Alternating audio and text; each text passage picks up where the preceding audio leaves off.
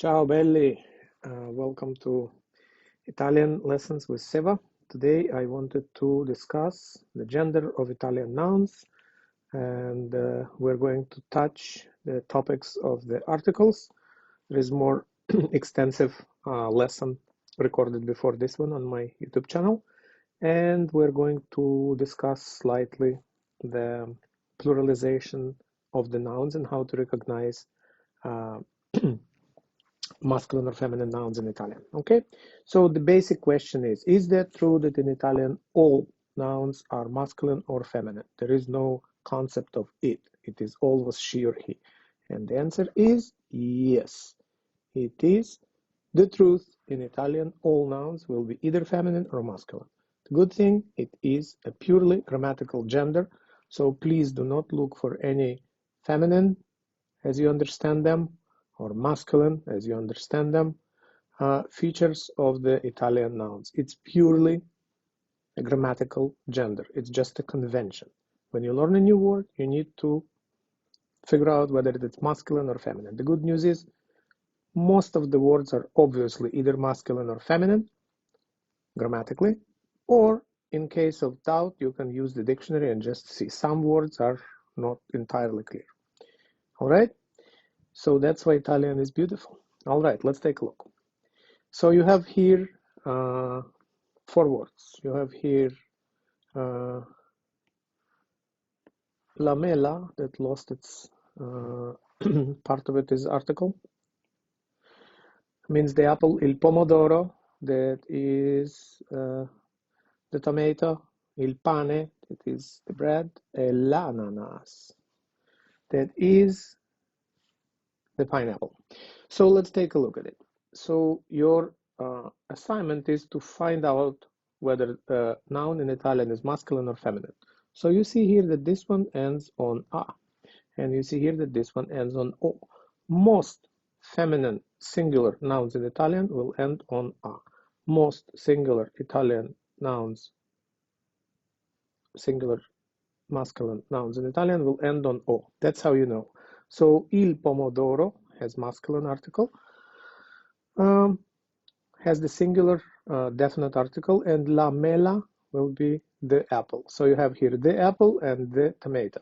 This one will be feminine, this one will be masculine. Remember, both of them are grammatical gender, nothing more. Then you have a word like il pane. If a word in Italian ends on a, it could be either masculine or feminine. But in this case, you see the masculine article il, so you know it is the masculine noun.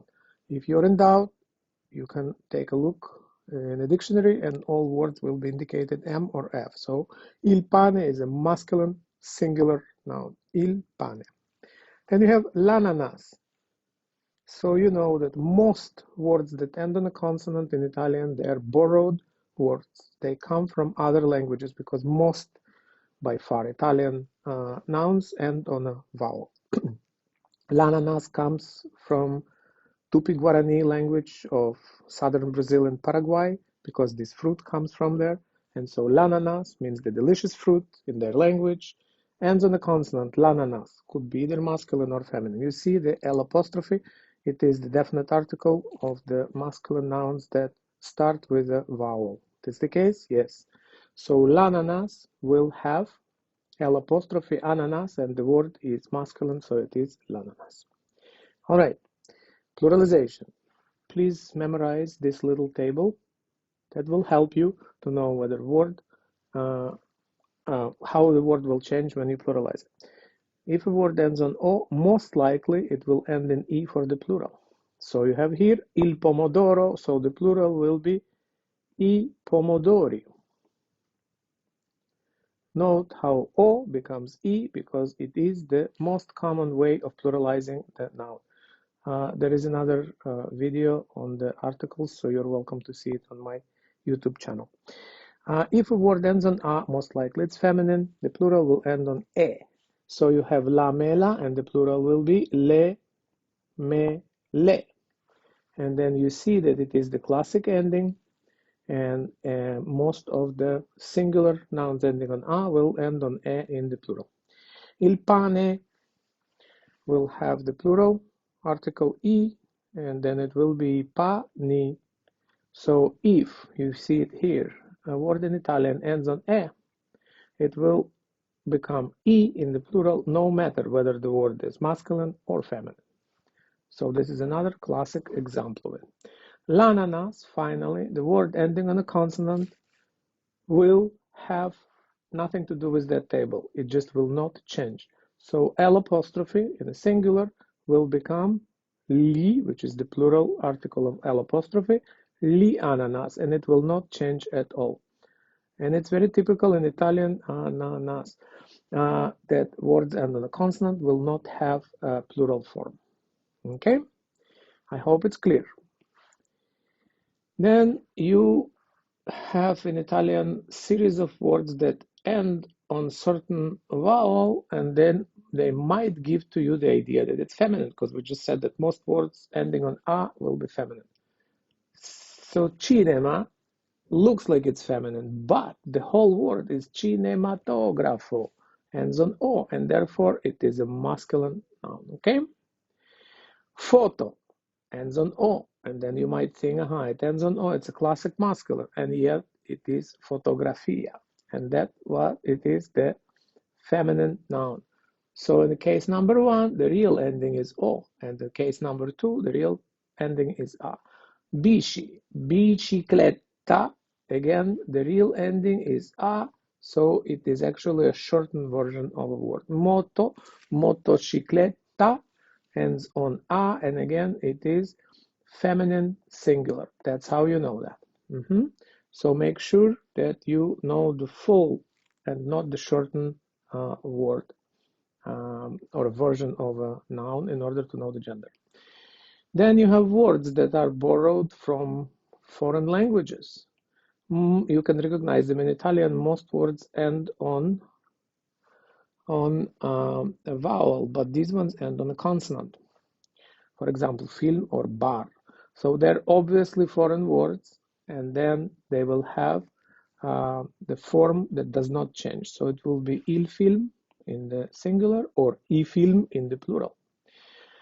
Then you have a very Italian word, caffè, and it ends on a stressed vowel. And if it's if it ends on a stressed vowel, most likely it will also not be changed for the plural. So il caffè, it is the masculine noun. How do you know that? You looked in the dictionary because it's not obvious.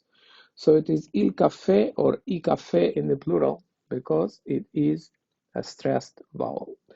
Then you have a bar, most likely foreign word ending on R, masculine, so it will be il bar, the plural will be I bar. And then finally you have some words that have different form, masculine and feminine. So you have lo studente. Why is it lo? Because st is double consonant, so the masculine singular definite article is lo studente. And the plural will be li studenti. So it will be li studenti. Why is it li? Because this is the plural of the definite article lo. Then you have la studentessa, and it's entirely a different construction of a word. The definite article is la, it's feminine. The plural will be le studentesse. Why? E, because it is the classic ending from a to e. And then you have il professore, the professor, and you have la professoressa with the same pluralization. This one will become I, this one will become e. Refer to the previous page, it's explained there. Okay, so finally, you know that in Italian grammar there are gender rules. Masculine nouns, most of the time, but not 100%, they will end in o. There are examples, there are exceptions. For example, la mano looks masculine and yet it's feminine. But 90% of them will be following the rule. Then you have feminine nouns, generally end in a. There are exceptions. For example, il problema. It represents a problem, right? Il problema ends on a, and yet it is a masculine. But most likely it will end as it's supposed to. La ragazza, you see it here, the girl, feminine noun. So pay attention to the examples. They exist in every language. That's what makes the language beautiful. I hope it makes it clear. So let's take a look here and take a little practice. You have here il formaggio. What does the O whisper into your ear? That it is a masculine noun, and it is correct. Il formaggio, singular, masculine noun. La birra ends on A, classic ending for the feminine noun, and it is la birra. That is correct. La carota, carota ends on A, see the carrot, and it is a normal classic feminine noun ending la carota. Il peperone. Peperone could be either gender, but you looked in the dictionary, you know it's masculine, and it will be il, a definite article.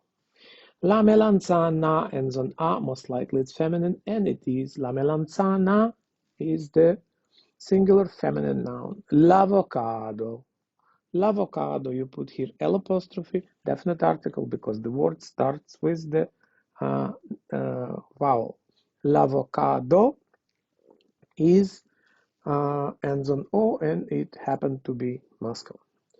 By the way, the word is also foreign, borrowed from the Aztec language, also known as Nahuatl, from ancient Mexico. La pera ends on A, and classic feminine singular ending. La pera.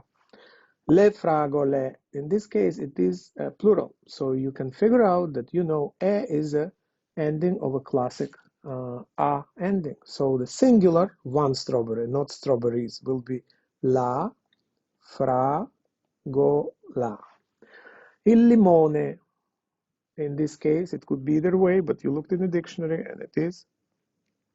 And it is masculine singular, will be il limone. The definite article is il limone.